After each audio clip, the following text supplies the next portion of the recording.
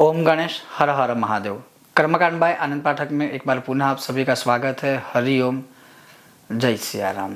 हर रोज या तो प्रातःकाल नित्य पूजा पाठ करने के पश्चात या तो दोपहर के भोजन के पश्चात अर्थात मध्याह्न काल में या तो सायं काल में अर्थात सायंकाल में भोजन करने के पश्चात या फिर आप भोजन का समय शायद हो सकता है, सबका अलग अलग हो सकता है, तो सोने से पहले अवश्य यह प्रयोग जो बहुत ही सरल सा सिंपल सा हर कोई कर सकता है। इसके लिए कोई विशेष नियम नीति नियम कोई प्रावधान कुछ भी इसमें नहीं है और ये शास्त्रों के तरीके से तो बहुत ही फलदायी है, बहुत ही उपयोगी है, बहुत ही प्रयोगी भी है।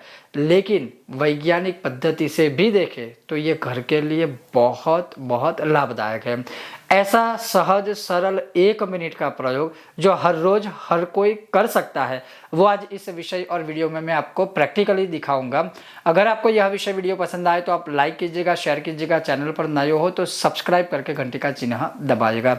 अब यह प्रयोग करना किधर है, तो आप घर में मंदिर के सामने कर सकते हो यह प्रयोग। अब ये प्रयोग है क्या, तो जैसे हर रोज जैसे मैंने समय बताया प्रातः काल, मध्याह्न काल या सायं या सोने से पहले एक कर्पूर का छोटा सा टुकड़ा लेना है, सिर्फ एक लौंग और सिर्फ एक इलायची लेनी है।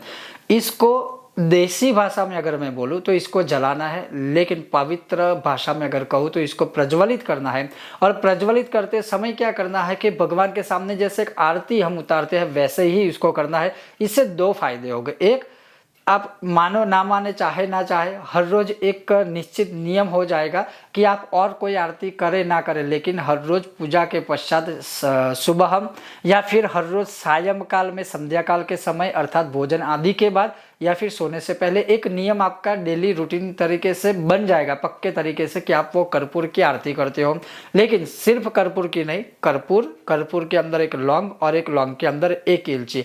अब इससे फायदा शास्त्रों के तरीके से देखें तो क्या है, तो जब आप सर्वप्रथम कर्पूर का यह प्रज्वलन करते हो तब आपको श्लोक भी बोलना है कि कर्पूर गौरम करुणावतारम, जो मैं आपको आगे प्रैक्टिकल भी दिखाऊंगा कैसे। तो एक तो भगवान शिव की स्तुति हो जाएगी जो कर्पूर गौरम है, भगवान शिव को हम याद कर लेंगे। दूसरा, कर्पूर प्रज्वलन करने से शास्त्रों के अनुसार पितृदोष से छुटकारा मिलता है। अगर घर में पितृदोष है उससे भी शांति मिलेगी। दूसरा, शास्त्रों के अनुसार अगर घर में क्लेश का कलह का वातावरण बना रहता है तो उससे भी धीरे धीरे करके मुक्ति मिलेगी। तीसरा, घर में सबको अगर सिर पे या शरीर में भारीपन एक रहता है, जैसे होता है ना कि पितृदोष के लक्षण है कि आप घर से बाहर निकले सबके साथ बहुत ही प्रफुल्लित मन से रहोगे, खुश रहोगे, लेकिन जैसे ही घर में आओगे तो आपका ऑटोमेटिकली माइंड या जो स्वभाव है वो थोड़ा सा चेंज हो जाएगा, वो होता है पितृदोष के कारण। अगर ऐसे लक्षण है तो उसमें भी कहीं ना कहीं आपको मुक्ति मिलेगी। तीसरा, अगर किसी की भी कुंडली में चंद्र बल कमजोर होगा, चंद्र का बल कमजोर होगा तो उससे मानसिक शांति प्राप्त होगी, अर्थात चंद्र से जुड़ी पीड़ा भी धीरे धीरे करके समाप्त होगी। उसके अलावा बहुत सारे लाभ है।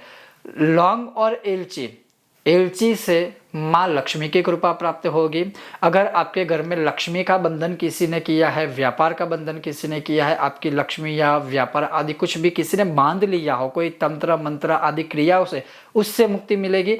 और लौंग का प्रज्वलित करना, इसका कारण यह है कि घर के परिवार को किसी की भी कभी नजर ना लगे। दूसरा, आपके मंदिर में भगवान को भी या फिर आप जो भक्ति कर रहे हैं उसको भी किसी की नजर ना लगे। तीसरा, अगर कोई आपके परिवार के ऊपर आपके ऊपर किसी भी प्रकार से तंत्र मंत्र बाधा आदि का प्रयोग करने का, कोई अभिचार कर्म करने का प्रयत्न कर रहा है ना, वो कभी होगा ही नहीं। लेकिन कब कि 1 दिन आपने ऐसा किया, 2 दिन नहीं, ये आपको नित्य करना है।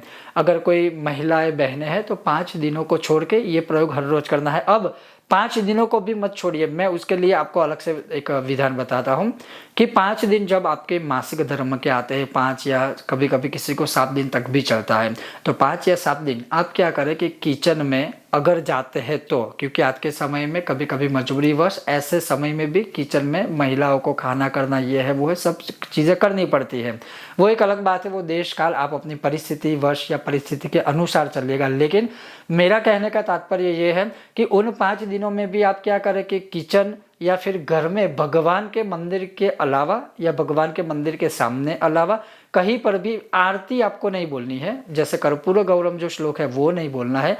उसके अलावा किसी भी पात्र में एक कर्पूर, एक लौंग और एक एलची, उस समय पर मैं ये प्रयोग करता हूँ शब्द का कि आप जला दीजिए ताकि वो 5 दिन भी गैप ना रहे। उसके अलावा बाकी के जो दिन है 25 दिन है वो आप मंदिर के सामने, भगवान के सामने बैठकर कर्पूर गौरम से आरती जैसे हम उतारते हैं भगवान की, उसी तरह से कर्पूर, लौंग और एलची उसमें डालिए। अब बहुत लोग फिर बाद में ये भी प्रश्न पूछेंगे कितने, एटलीस्ट एक एक इनफ है, एक लौंग, एक एलची और कर्पूर का छोटा सा टुकड़ा, बस इतना कीजिए। ऐसा जरूरी नहीं है कि 2, 3, 5 लौंग, 2, 3, 5 एलची। कुछ ऐसे जब पर्व होंगे या होते हैं तब आप एक से अधिक डाल सकते हो, उसमें कोई दिक्कत नहीं है। अदरवाइज एवरीडे, हर रोज नित्य रूटीन में सिर्फ एक लौंग, एक एलची और छोटा सा कर्पूर का टुकड़ा और भगवान से ये प्रार्थना करनी है कर्पूर गौरम करके। तो अब मैं दिखा रहा हूँ वो कैसे आप नित्य दैनिक क्रिया में उसका समावेश कर सकते हो। तो हर रोज और कुछ नहीं, सिर्फ एक बार ये प्रयोग कीजिए। और जैसे सबसे पहले आप देख सकते हो कर्पूर है जो मैंने इसमें रखा, कर्पूर के साथ आप देख सकते हो मैंने लौंग इसमें रखा और एक एलची रखी। बस यही चीज हर रोज करनी है। और आप चाहो तो पहले कर्पूर को प्रज्वलित कीजिए और कर्पूर को प्रज्वलित करने के पश्चात भी आप चाहे तो उसमें लौंग और एलची डाल सकते हो। लेकिन ये कार्य अगर आप हर रोज या तो संध्या काल में शाम के समय भोजन आदि सब कुछ कर लेने के बाद करते हो, या फिर दोपहर में भी अगर भोजन आदि करने के पश्चात भी यह प्रयोग करते हो, या फिर प्रातः काल में जब आप अपना नित्य पूजन पाठ आदि कर्म करते हो उस समय भी अगर आप ये कर्म करते हो, तो यकीन मानिए कि जीवन में से या घर में से कोई भी नकारात्मकता होगी, कोई भी नेगेटिव एनर्जी होगी, अगर आपको ऐसा लग भी रहा है कि किसी का कुछ किया कराया है या किसी की वजह से सारी चीजें हो रही है, तो उसमें से सदैव आप मुक्त रहोगे। उसके अलावा भी अगर कोई ऐसा अशुभ प्रयोग आदि कोई भी कुछ करने का प्रयत्न भी करेंगे तो भी आप उससे मुक्त रहोगे।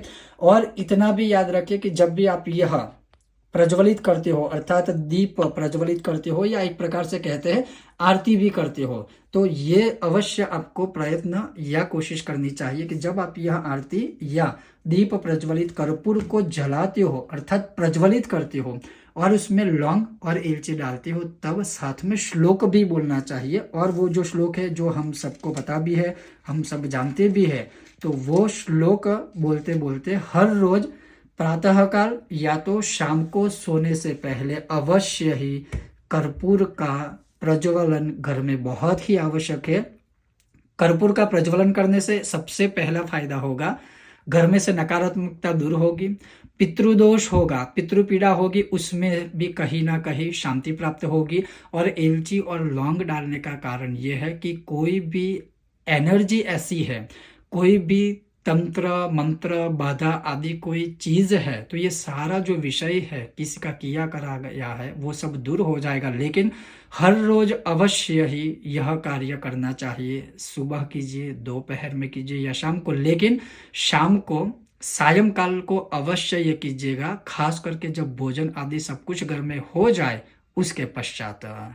तो अब हम वो प्रज्वलित करके भगवान के आगे आरती उतारते हैं अर्थात श्लोक के साथ।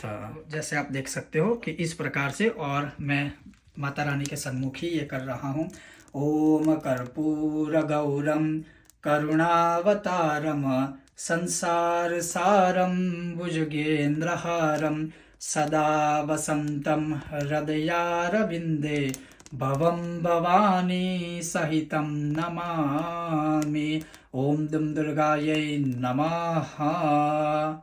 तो इस प्रकार से आप देख सकते हो कि ऐसे मैंने यह कर्पूर की आरती की, और साथ में आप देख सकते हो कि लौंग और एक एलची है उसे भी प्रज्वलित कर दिया है। और ये बहुत ही जो उपाय है यह शास्त्रोक्त है और यह साइंटिफिकली भी अप्रूव्ड है। कर्पूर को घर में प्रज्वलित करने से, प्रज्वलन करने से या देसी भाषा में जलाने से घर में जो भी नकारात्मकताएं होती है वह दूर होती है, घर में कोई भी नेगेटिव एनर्जी होती है वह दूर होती है। बस हर रोज एक बार यह प्रयोग कर लीजिएगा। तो आपने देखा बहुत ही सहज, बहुत ही सरल तरीके से हर रोज़ 1-2 मिनट का ही सिर्फ काम है। लेकिन अगर आप ये भी चाहो, मैं ये भी थोड़ी स्पष्टता करना चाहूँगा कि ऐसा नहीं है कि एक ही समय, अगर आप चाहे तो सुबह भी कीजिए, आप चाहे दोपहर भी कीजिए, आप चाहे तो शाम में भी यह प्रयोग कर सकते हो। क्योंकि कर्पूर का प्रज्वलन घर में होना ये बहुत ही अच्छा है। वैज्ञानिक पद्धति से भी अगर बात करें तो कर्पूर घर में प्रज्वलित होगा तो एक सुगंधिमय वातावरण रहेगा। दूसरा, घर में जो रोग कारक बैक्टीरिया आदि होंगे वो कर्पूर के प्रज्वलन से धीरे धीरे धीरे करके मर जाएंगे, ताकि घर में किसी को कोई रोग ना हो। घर में कोई नेगेटिव एनर्जी होगी तो वो कर्पूर के प्रज्वलन मात्रा से ही धीरे धीरे धीरे धीरे घर को छोड़ के जाने लगेगी और घर में सकारात्मक ऊर्जा का प्रभाव और संचय और संग्रह अधिक बढ़ने लगेगा और घर में मानसिक शांति भी आदि भी प्राप्ति होगी। और ये सारी चीज़ें प्रूव्ड है, अप्रूव्ड हो चुकी है।